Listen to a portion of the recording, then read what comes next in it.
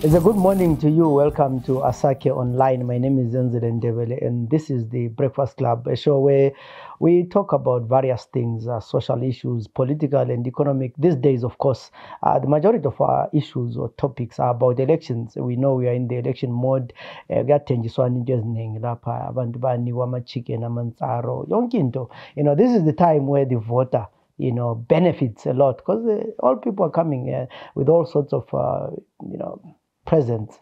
Emakhaya lapho abadala banikwa ama-chicken, imbuzi, amatsiyane, and yeah. But at the end of the day, people have to choose the one that they want to be their leader or to be their MP or their councillor, because voting is our right.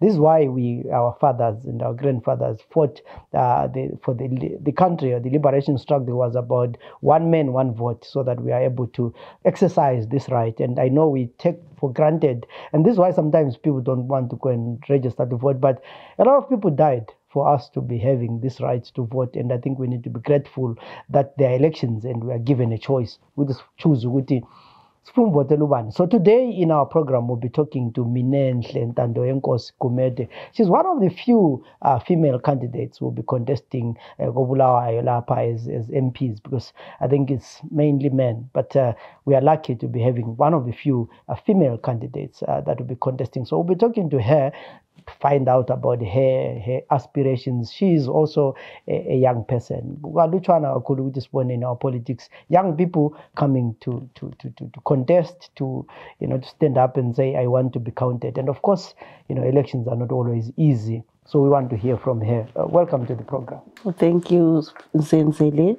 Thank you so much. You are young, you are female, you are a politician, you are CCC. By the way, you should be representing CCC. So maybe my first question will be, tell us about yourself. Who is Minenhle? My name is Minenhle Gumede. I'm 39 years of age. Ekhaya mphuma elubane komenyezwa. So Global Chief Pagat. Yeah, bukhona yithi amakhosi awe Lubane, Chief Menyezwa Gumede. Mina, I come from Ward 2. I was born and bred in Ward 2.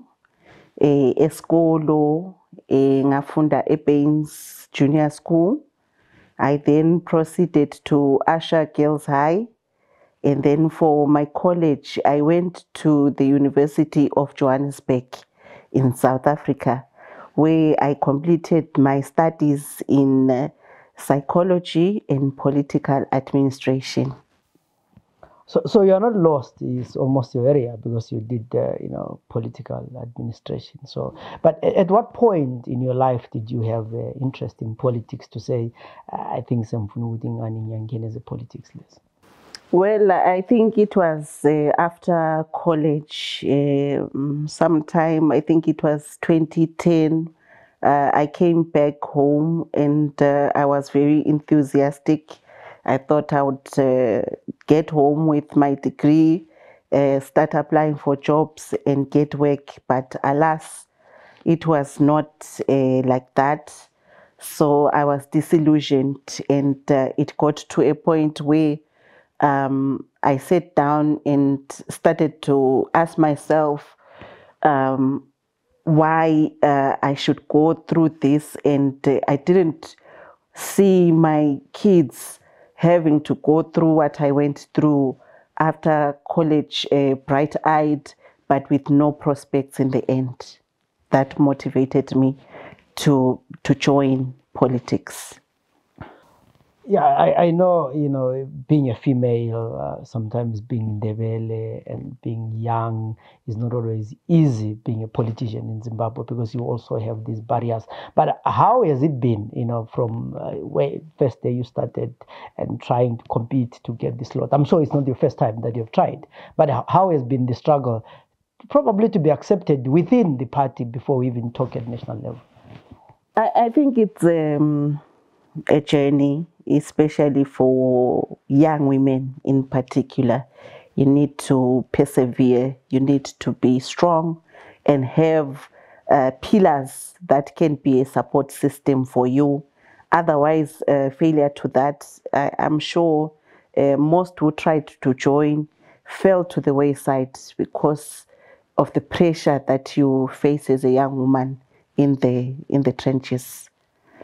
Yeah, so if you are just joining us today, we are talking to Minenhle Gumede. She'll be campaigning, or she's contesting for Bulawayo North as an MP, and Bulawayo North Ward 2 and Ward 3. For those who don't know where these areas are, these include Richmond, Northern, Sostown, Pardonhurst, Mahachula, Tegela, Umvucha, Ingos Mine, Woodville, Kilani, area on Bulawayo North. That's what constitutes Bulawayo North, and they are a ward on their own. So you are now on campaign mode, basically.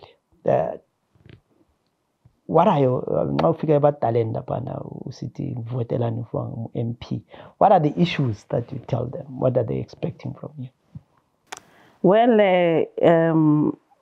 Bulawayo North has got its problems, which are very obvious. As you work within the community, you know that we have got a problem with informal settlements, where there are a lot of these squatter camps, both in Ward 2 and Ward 3.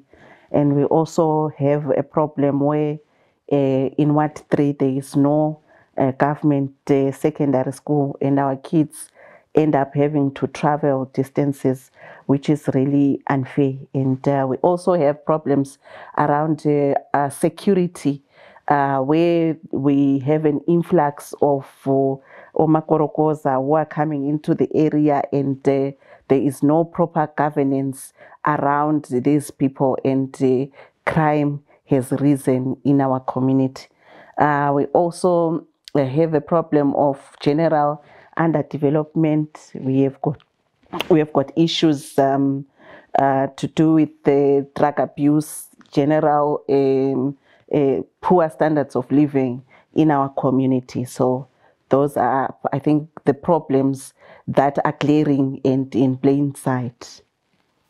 So yeah, Gulabungo's mind and all those kind of areas. So we are competing obviously with other political parties, but ZANU-PF. And these are guys who are in government. These are guys who are resourceful.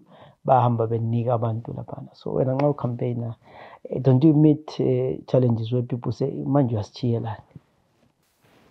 Yes, kukhona kuyatholakala, but I have found that people, especially in urban areas, they are able to analyze a problem much deeper than what they will get in terms of trinkets, and that has really assisted me because resource-wise, obviously, we cannot compete with our opponents, but we have support within the community where people actually understand that the vision is bigger, and if they were to choose a representative based on the right reasons, then we all win at the end of the day. So currently, what are you doing as part of your maybe mobilization strategy? Do you do rallies? Do you go to door to door? What does your day look like in terms of campaigning?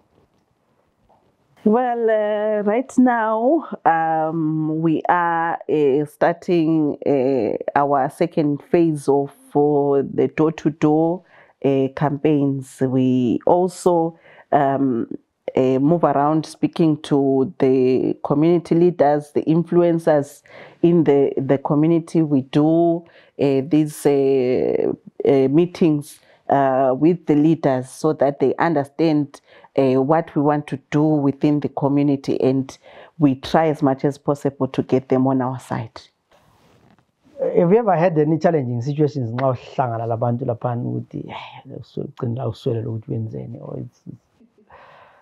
Challenging situations are corner, but you need to be committed. You need to know that this is what I have chosen. And once you make a choice, you need to stick to it. No matter what you face, no matter what the problems, you just have to tackle them and keep moving forward. Asithi uwinile lapha waba ngu-MP. what do you think will be your first order of business? What are the issues that when I get to Parliament, this is one that I want to push? I believe I have many issues that I want to really push for, but I will just highlight two. The first being the pensioners, the plight of the aged. I get touched by that, and as a public policymaker, I want to make a difference in terms of advocating that our pensioners get better rates in terms of what they are being paid right now. It's not enough to guarantee them a better standard of living. And then the second issue would be obviously around women to level the playing field, because you find a situation where the environment is generally not conducive for women and young women to participate in political processes. A point of reference is these nomination fees are very exorbitant, and most women are therefore, not able to meet those costs. Yeah, I mean, you mentioned something at the nomination court. I mean, the process of elections is expensive on itself, but take us through your struggles from primary elections or internal processes to nomination court. How has it been for you as a person? What are some of the experiences that you've seen, and as a woman for that matter? Well, I was contesting against another sitting MP during the nomination process, the internal selection, and two male candidates. So it was not easy, but I just had the faith that it was time for me to take the step. I consulted a lot, I prepared, and by the time that I took the decision, I was mentally, physically committed to doing this. So whatever challenges would come, I knew already from the beginning that they would come. I knew that I would face competition, a strong competition from others who also wanted the opportunity, but I knew I would persevere, and I'm here today. How easy is it to raise 1,000? Maybe it's just a figure, but it's not that much. I mean, it's an MP that we're talking about. $1,000. I mean, for politicians, or people that do you think, especially for women, is it something that really someone can fail to raise, or if I go $5, $10, that people 1,000? Our party really assisted us when it came to that. Yes, they did. Like I said, that you need to plan. You need to plan for even the eventualities that you may face. So there was a lot of planning involved. My family came on board. Some community members who are the ones who suggested that I could run this race. They came forward, and things fell in place. My church also was very supportive from the nomination process up to the end. They were there for me, my pastors, in terms of prayer, in terms of whatever support I needed, they were there for me. So when you look the pockets, but at the moment you say church, so the campaign is but let's talk about the process of campaigning itself in terms of costs. How expensive is it? Yes, the campaign right now, the stage where we're at, requires a lot of money. It does not need imali ezincane. Kufunakala sibili imali ezizwayo, because you need to you need posters, you need flyers. You also have polling agents For me, in Ward 2 and 3, I have roughly 80 polling agents that I need to cater for. So we obviously need the financial support wherever it comes from. Would really appreciate it. So asithi kulabantu, maybe I know kulabantu base-diaspora who are coming from these areas, who are your friends that learned with you at university or wherever, and they've not seen you in a long time, and they say, I know her, and maybe I can throw in a $5, a $10. You know, do you have a website? Do you have a social media? Do you have a campaign team? And help where they want to. Yes, if you look for us on Twitter, we are there. Handle CCC Bulawayo North. There we have pasted AMA details for those who wish to support our campaign. They can go to that page, inbox us, or just simply check the details. Those in South Africa and outside the country, there are people who are in South Africa who can assist you. Those in Zimbabwe, there are also details there in how you can connect with us. There are two scenarios in 23. Either you win or you don't. Are you prepared for the two?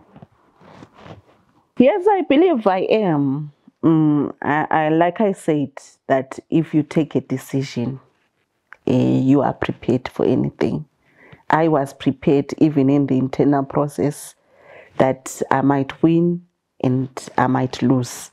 And I was always conscious of that, and I'll accept whatever outcome on the 23rd of August. Well, taking into consideration the history that Bulawayo is predominantly opposition, so I guess the election is easier than your internal processes, because now, I mean, if I were to bet on CCC or ZANU-PF in Bulawayo in your ward, I'll put my money on CCC. But things change. It's elections.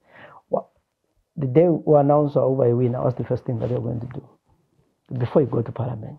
Talk to highest official who win it.